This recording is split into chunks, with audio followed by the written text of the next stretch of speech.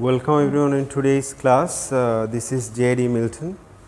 Today I am going to be talking about a few terms and vital factors of language and applied linguistics.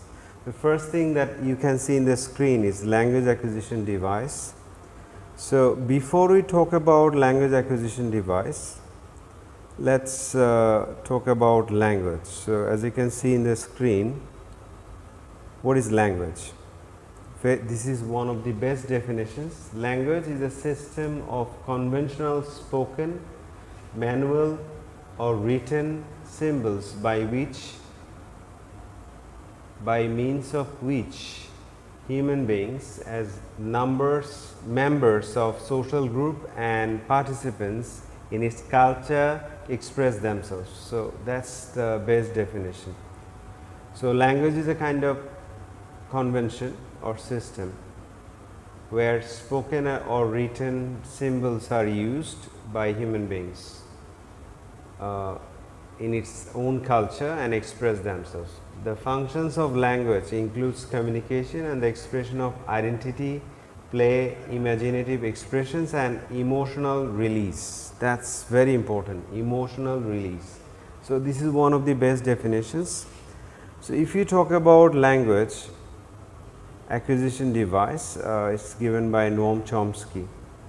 A language acquisition device is a hypothetical tool in the brain proposed by the linguist Noam Chomsky that allows human beings to learn a language. So, how did you learn the language? You cannot answer. According to Noam Chomsky, it is believed that there is a device inside our brain which creates an creative zone where you are learning the language. According to the Chomsky, the LAD, it means language acquisition device, is an inherent aspect of human brain that is pre-programmed with specific grammatical structures common to all languages. So, try to understand, it is set in the brain, inherent. It means everybody's language acquisition device is absolutely different from one another, and it is pre-programmed. It means somebody understands something very quickly, somebody does not. Why? Because there is pre-programmed idea. And grammatical structures, think when you just listen to something very critical, at that time you do not understand whether it is correct or not. If there is a mistaken idea, it is automatically said that there could be something wrong. How do you understand that? It is grammatical structure common to all languages. So, this device Chomsky argued that explains why children are able to learn language so quickly and with a little formal instructions. So, children learn the language very quickly, and Noam Chomsky believes in it. So, this is the idea, and based on this LAD, he created a theory. It is called nativist theory. So, what is the formula of this theory? I am just going to talk about it a little bit, so that you understand. So, as you can see, I maximized it.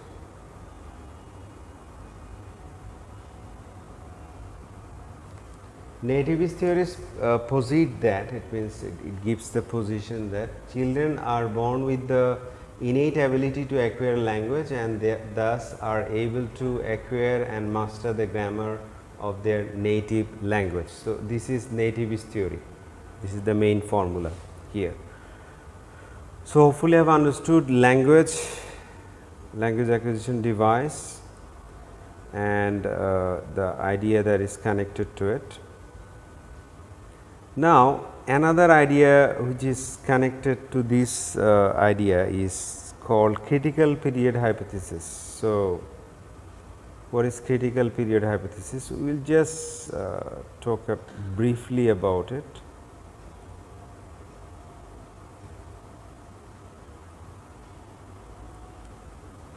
Critical period hypothesis. This critical period hypothesis says that there is a period of growth in which full native competence is possible. So, there is a particular period when you can develop your accent to the nativist level.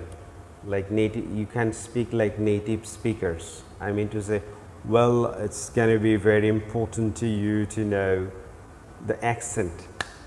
When acquiring a language, this period is from early childhood to adolescence. So, this particular adolescence period to early childhood is called critical period, and there is a kind of hypothesis developed. So, let me just discuss a little bit more about it.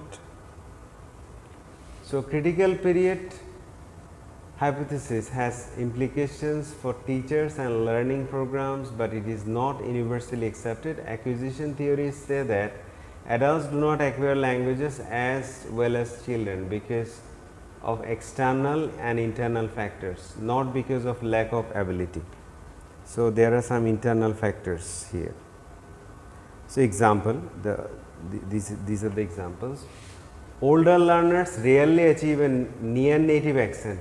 Many people suggest this is due to them being beyond to the critical period. So, older learners really fail to develop native accent. So, in the class, a problem arising from the differences between younger learners and the adults is that adults believe that they cannot learn languages well. Teachers can help learners with this belief in various ways.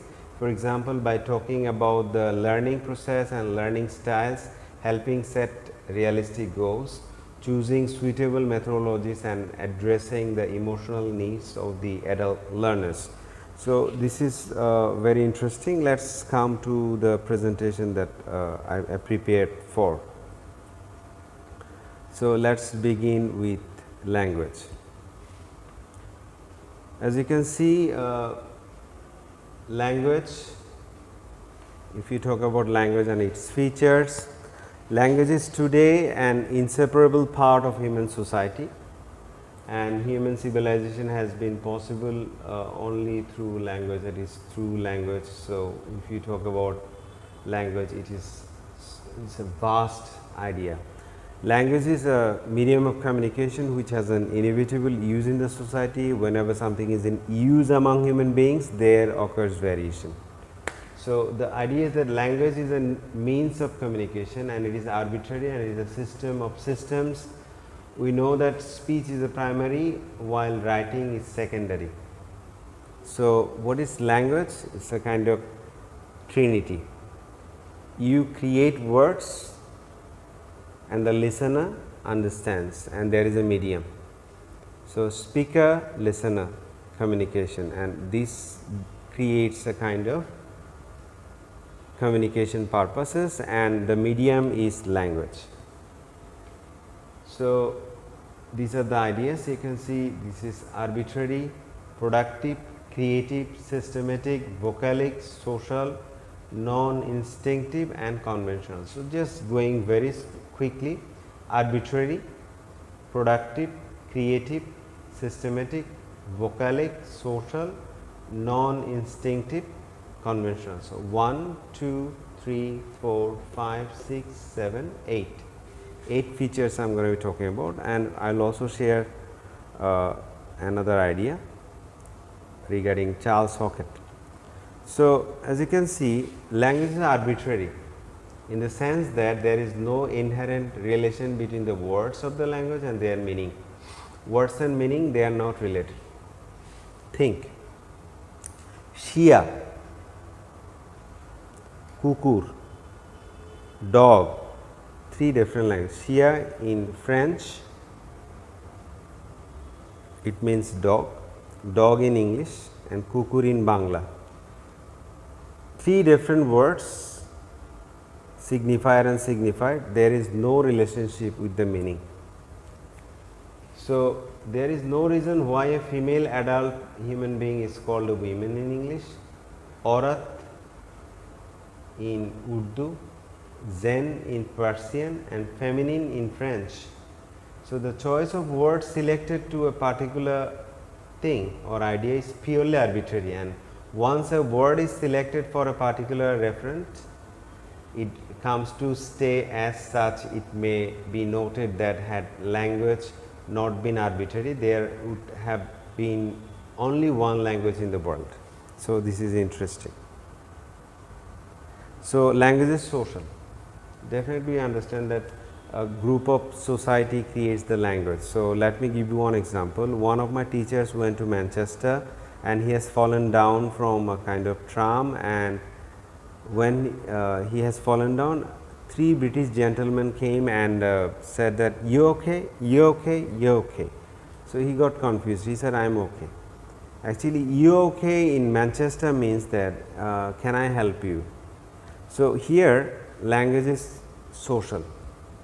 You won't understand until you just get the meaning. So, language is a set of conventional communicative signals and by humans for communication is in a community. Think about Bangla even. Bangla is different in different perspectives. Puri in Chittagong is a food, but puri in Sylhet it refers to girls. So, it's a kind of social communication. Interesting. Language in this sense is a possession of social group. That is the main idea here. It is a means of nourishing and developing culture and establishing human relations. Language is symbolic. Language consists of various sound systems and their graphological counterparts that are employed to denote some objects, occurrences in or meaning. These symbols are arbitrarily chosen and conventionally accepted and employed. Words in a language are not mere signs or figures, but symbols of meaning. This intelligibility of a language depends on a correct interpretation of these symbols. So, language is symbolic. Suppose like it makes use of a lot of symbols. Think about body language. I'm talking to you in 2 different ways. What's your problem? What's your problem? Same sentence, but expressions and symbols are different. So, that is one of the best examples. Language is systematic. It means it follows a kind of system. Phonemes, words, sentences, phrases, sentences, system. Although language is symbolic, yet its symbols are arranged in a particular system. All languages have their system of arrangements. Every language is a system of systems. All languages have phonological and grammatical systems. That is the idea. Like for example, with the grammatical system, we have morphological, syntactic systems. Syntactic means sentence structures, and within these subsystems, we have systems of plural, mood, aspect, tense, and all the things. So, it follows a particular grammar. Language is vocal. So, as you can see, Ferdinand de Saussure mentioned that language is primarily made up of vocal sounds only produced by the physiological articulatory mechanism in the human body. In the beginning, it appeared to be vocal sounds only. Writing came much later. So, as you can see, I have already given the example. What's your problem? What's your problem? So, attitude, body language, posture, gesture, voice modulation, all those things are very important in kind of language. Writing is only the graphic representation of the sounds of the language. So, the linguist said that the speech is primary here. Speech is very important. That is why language is vocal. So, next point is language is non-instinctive and conventional. No language was created in a day, definitely.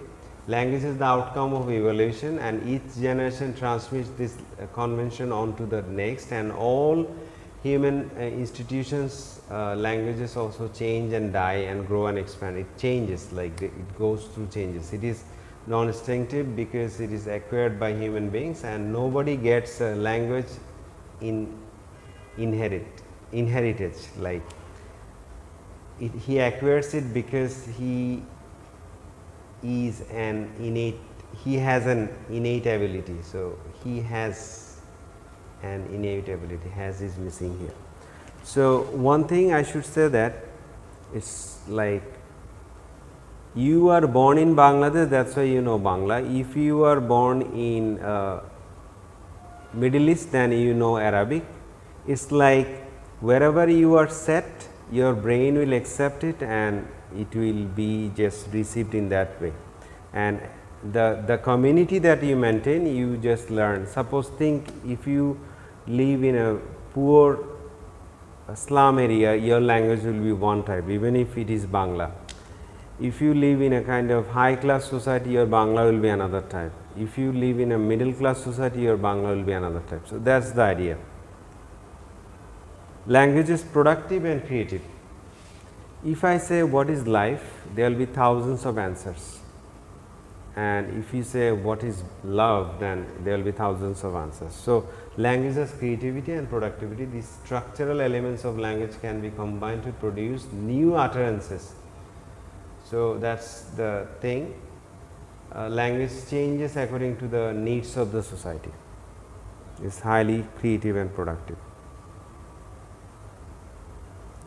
There are some ideas like duality of patterning, displacement, and these are the features discussed by Charles Hockett. I will share the link of my class. This is very helpful too. So, let us come to lead. Noam Chomsky was an American linguist and philosopher, cognitive scientist, logician and political commentator and activist. So, he is a multi-dimensional person.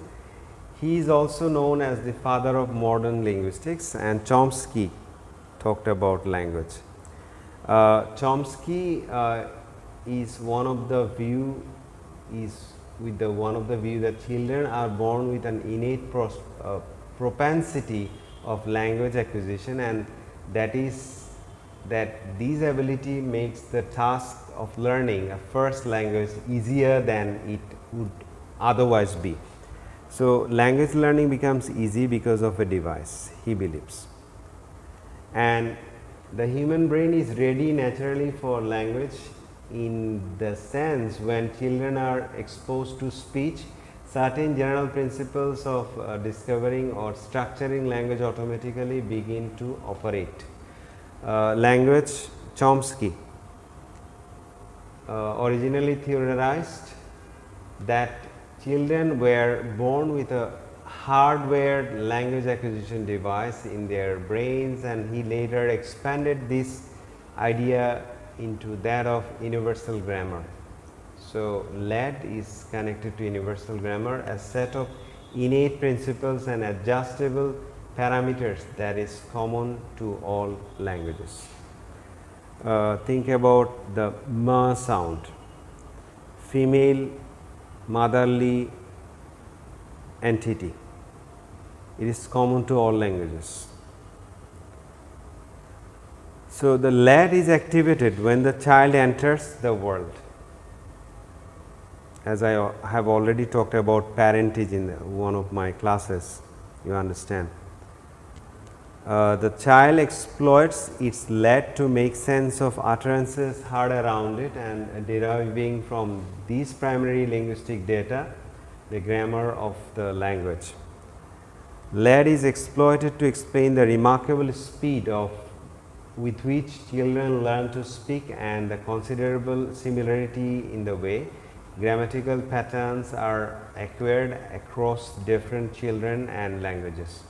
According to Chomsky, the presence of universal grammar in the brains of children allow them to deduce the structure of their native languages from mere exposure. So, look at this theory. The child learns a set of generalizations or rules governing the way in which sentences are formed in the following sequence: input, lead, output. It means, think about a child which is 18-month-old and you are creating some sounds. Suppose banana, primary linguistic data from the adult speech, banana. So, general language learning principles, grammatical knowledge of the rules, all the things are connected to this, and the production, child's speech. bana. So, this is input, his brain, the media language, and then finally the output is bana, means banana, bana, child speech. So, take a look at this, the two distinct views of how language LAT functions. LAT provides children with a knowledge of linguistic universals such as the existence of word order and word classes, and LAT provides children by general procedures for discovering language to be learned. It means understand the phonology, expressions and all the things together. So, it is connected to universal grammar, and I am not going to be talking about it, I already talked about it, but take a look. The biologically endowed universal grammar equip the children naturally with a clear set of expectations about the shape of the language. It also helps the children to construct and internalize grammar quickly when they are exposed to a particular language. So, competence and performance, they are related to it. So, that is it from LAT. Let us come to the nativist theory. So, they are all connected. Acquisition is innately determined, and we are born with a kind of built-in device of some kind of predisposes us to language acquisition. Children are biologically programmed for language acquisition, and human abilities and development are, these are the important ideas. Human abilities and development are innate and hardwired at birth. And Noam Chomsky stating that the children's brain contain a language acquisition device which holds the grammatical universals. So, Chomsky in 1965, he said that every child is born with a biological predisposition to learn language, any language. He came up with the idea that a language organ, which is known as the language acquisition device, children have the observed to pick up grammar and syntax without any formal teaching, and they seem to learn these fundamentals of their native languages purely from input, only from exposure, it means outside input around them. So, the language properties of LAT: number 1, ability to distinguish speech sounds, number 1, number 2, ability to organize linguistic events, number 3, knowledge that only a certain kind of linguistic system is possible, and ability to engage in constant evaluation. So, try to understand speech, event, then certain system, linguistic system, and then evaluation. Speech, event, system, evaluation, these all these things subconsciously take place by the help of LAT. All right. So, this is a detailed idea. Take a look. If somebody says your cat is friendly, definitely understand that the question is not correct. Is your cat friendly is far better. This is the structural parameter. A set of innate principles and adjustable parameters that are common to all human languages and focus on the structures of relationships rather than the linear order of the words. So, universal grammar talks about suppose subject verb combination. In everyday language there is subject verb combination, principles and parameters. As you can see, language is organized that depends on the structural relationships between the elements in a sentence and determines the ways in which language can vary. Language usually contain noun phrase and verb phrase, but here you can see head parameters specifies the position of the head of the relationship to the complements and different language. So, noun and verb, the how do they combine, and that is very interesting.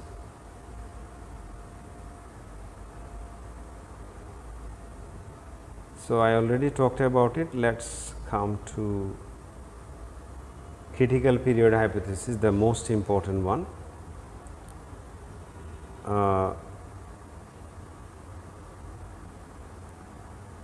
I'll be very quick.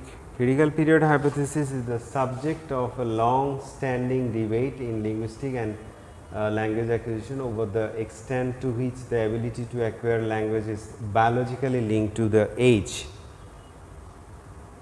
So, the hypothesis claims that there is an ideal window of time in a person's life to acquire language in a linguistically rich environment, after which further language acquisition becomes much more difficult and effortful.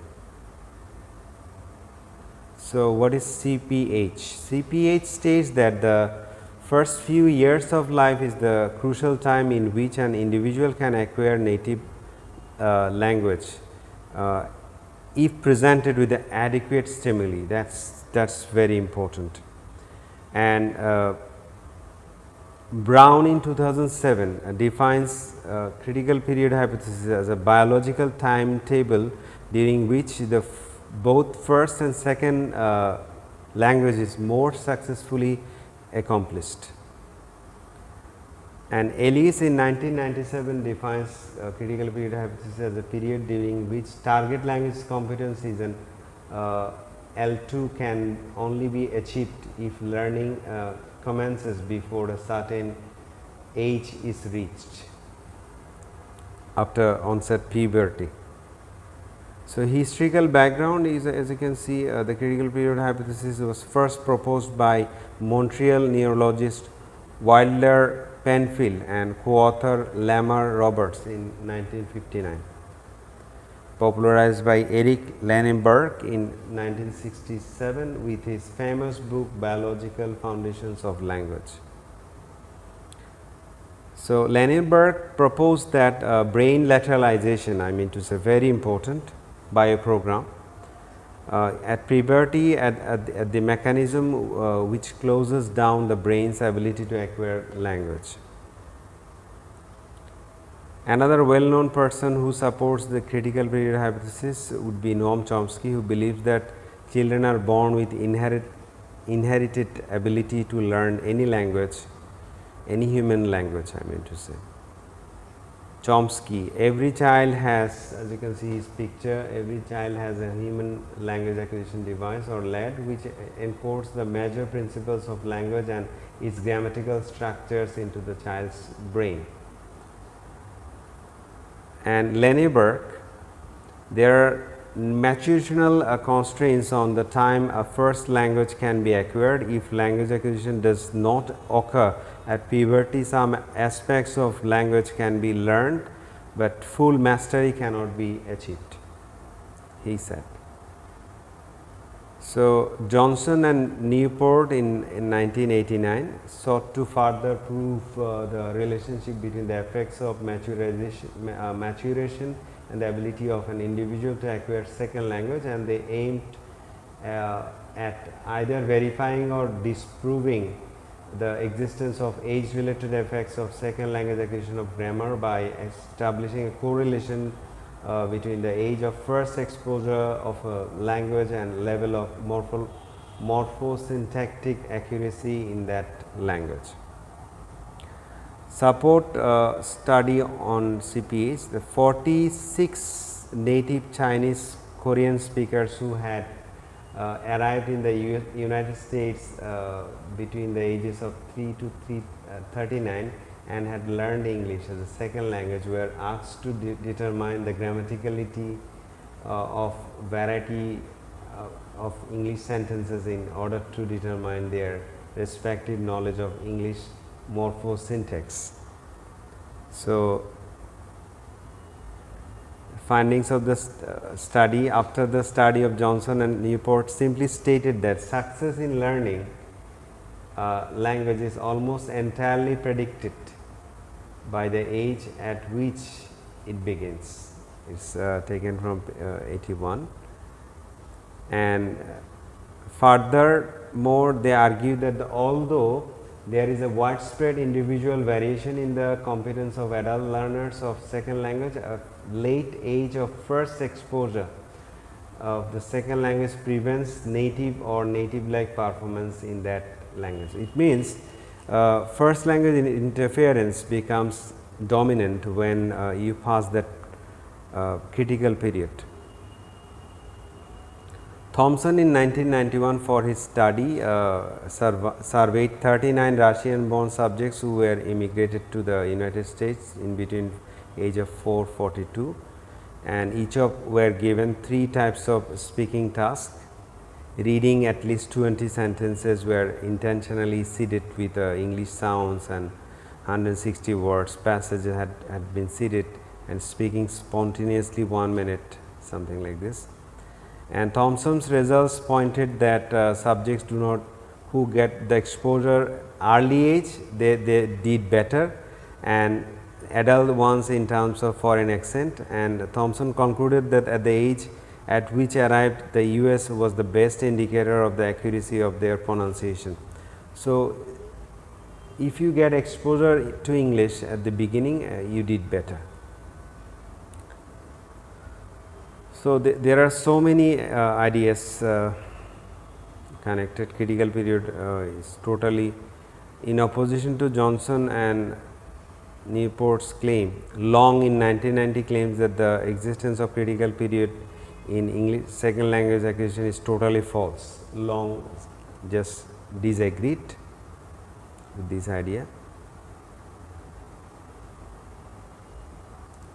He states that the easiest way to falsify would be the produce learners who have demonstrably attained native like proficiency despite having begun exposure well after the closure of the hypothetical sensitive periods. So, he said that some people were successful even after passing that critical period. And White and Ginny also supported this. Some adults develop native like speak accent. So, there are more studies on it, so many researches.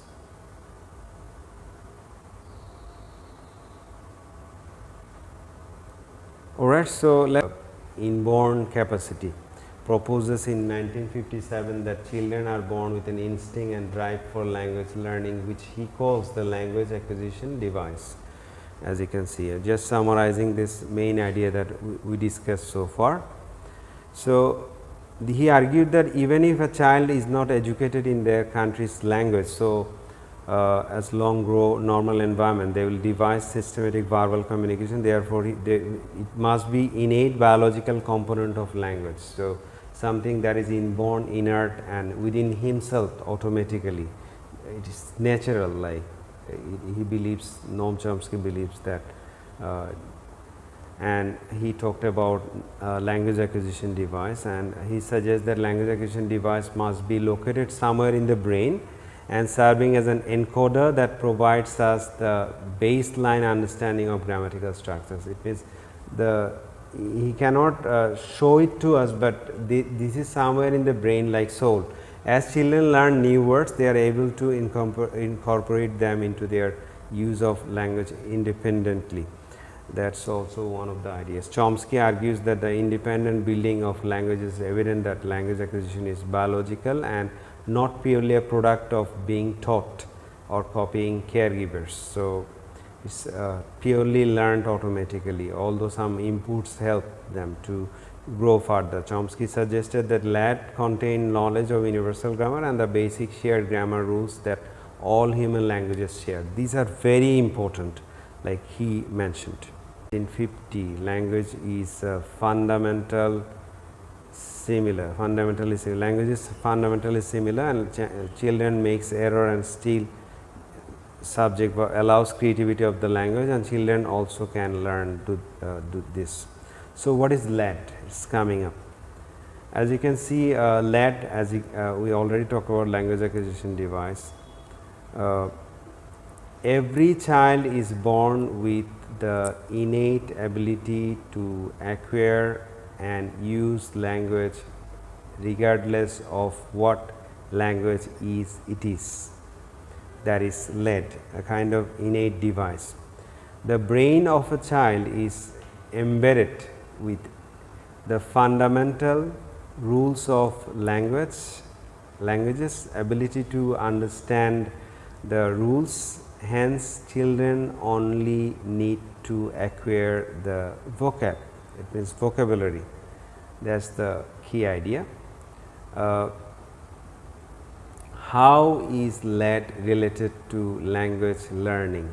That is the question. The child exploits its lead to make sense the utterances heard about it and driving the primary linguistic data of the grammar of the universal grammar that is connected. So, input lead and output, as I have already talked about it, primary data from adults and general language learning principles, grammatical rules are given, and child speech is produced with this formula, as you can see clearly.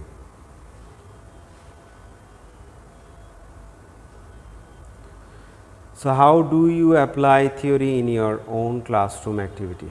Learning programs have to create conditions of language acquisition, exposure to the language, that is vocab, promote natural acquisition and engage learners with their natural communication and authentic input. That is very important. Meaning, definition and explanation at the end of this session. Today I am going to be just going through. Critical period hypothesis, it is according to this hypothesis, it means guesswork. It is believed that there is a certain period when language learners develop language, and according to this theory, after passing the puberty, the age of puberty, it's almost impossible to develop native like accent, although you can learn English. All right, so thanks for watching this. Like, comment and subscribe this part, and I would like to end up here. Thank you very much.